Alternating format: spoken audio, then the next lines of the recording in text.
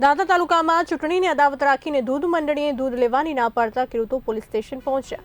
60% જેટલા વોટ ભાજપને મળ્યા હોવા છતાં દૂધ મંડળીએ દ્વેષ ભાવનાથી દૂધ લેવાની ના પાડી દેતા ખેડૂતોમાં વાતનો રોષ જોવા મળી રહ્યો છે।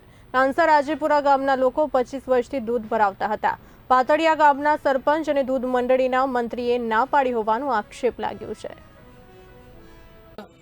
પાતળિયા ગામની મંડળીમાં દૂધ મંડળીમાં અમે કોસા ગામના વર્ષોથી દૂધ ભરાવીએ છીએ ને આ કાલથી પણ આ ચૂંટણીને લગતા હમણાંથી ચૂંટણી આવી જિલ્લા ડેલિગેટ તાલુકા ડેલિગેટની એટલે જે ચૂંટણી થઈ એમાં અમે કોસા ગામના લોકોએ અમારા પાતળિયા ગામને જે વતની પેલા કલાજી ઠાકોર હતા એમને અમે બીજેપીમાં કોસા ગામ વતી 60% મતદાન આપ્યા।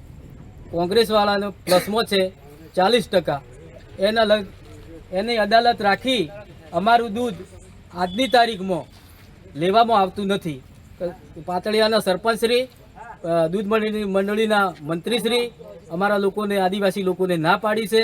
અમારા ગ્રાહકો 150 થી 200 આજુબાજુના ગ્રાહકો છે। અમે વર્ષોથી દૂધ ભરાય છે।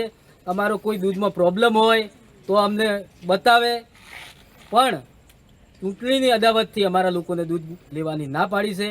આવો કોઈ દેશમાં કાયદો નથી। ચૂંટણી તો આખા દેશમાં લડાય છે। આજ કોઈ નવી ચૂંટણી